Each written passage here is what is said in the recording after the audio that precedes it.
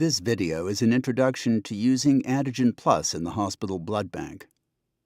We will start with a patient and follow the workup through to its conclusion. There are many options on how to set up your work in Antigen Plus, and these are covered in detail in the Options and Setup video. Other aspects of Antigen Plus, like importing your panels, entering data, setting your exclusion criteria, and using the blood analyzer interface are covered in separate videos. You will find the index on our website.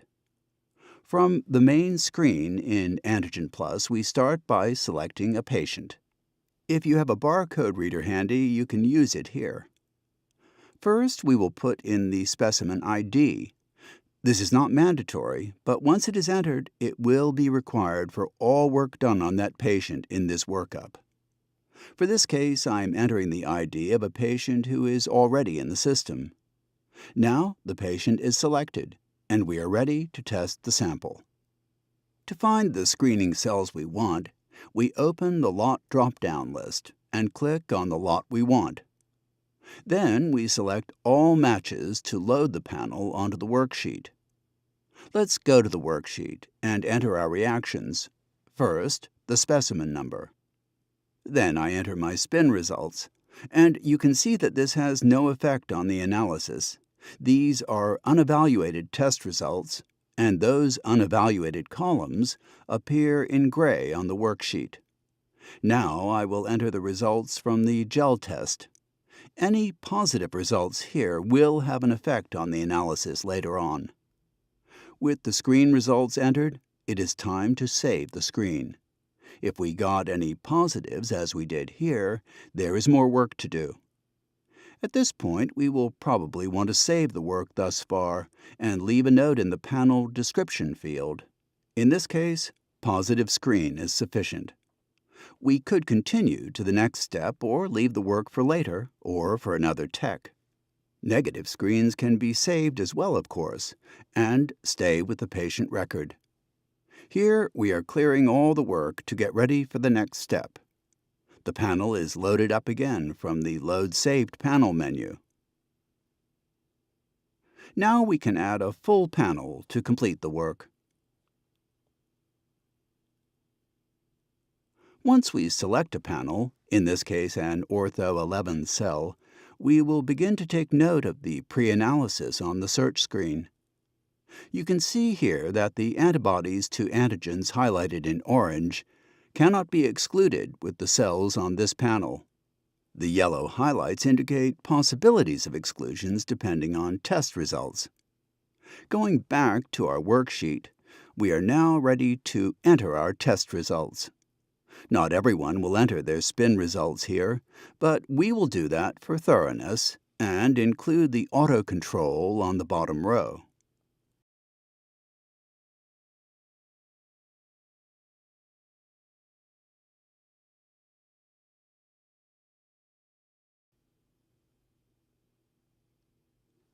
Now that the results are entered, the color scheme on the worksheet identifies the status of each antigen on a row.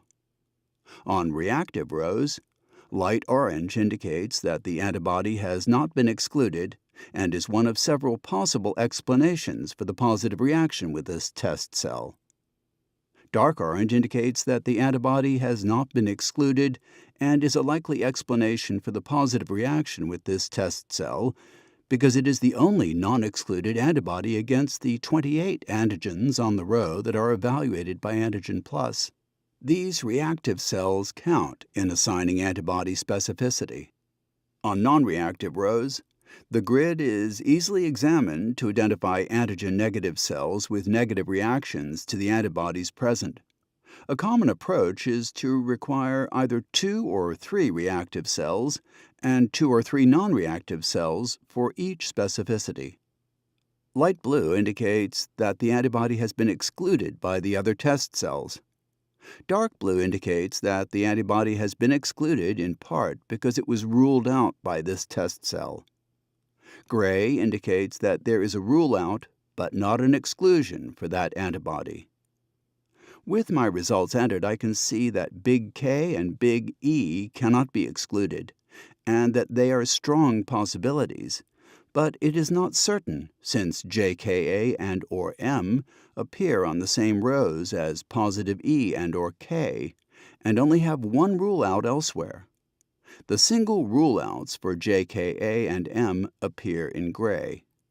We can always check our rules for exclusion.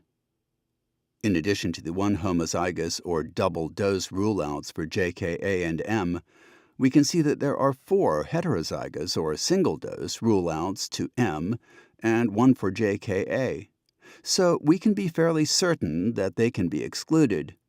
However, we can check our inventory to see if we can find another homozygous donor cell for each specificity to confirm this.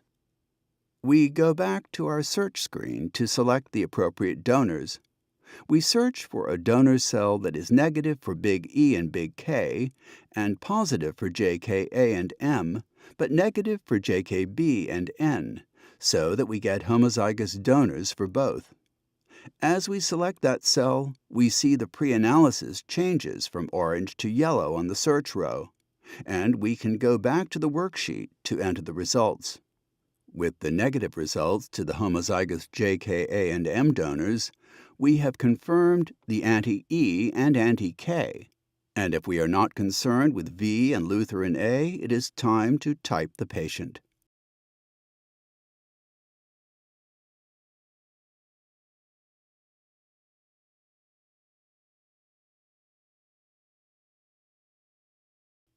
Once we have the patient's phenotype entered, it will appear in the auto control row for that patient. Now we can enter our conclusion and save the workup for review.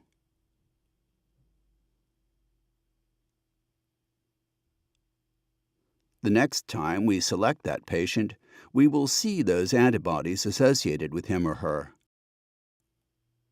We saw our results evaluated according to criteria more stringent than the AABB recommendations. If we had used the minimum standards, our results worksheet would have looked like this. The JKA and M were excluded on one homozygous donor cell, and the big E and K were immediately apparent. We showed you this workup without using check cells or any secondary testing methods. These issues and many others are addressed in our video library. Thanks for watching, and please email customerservice@antigenplus.com for more information, to schedule a live demonstration, or to give us feedback on our videos.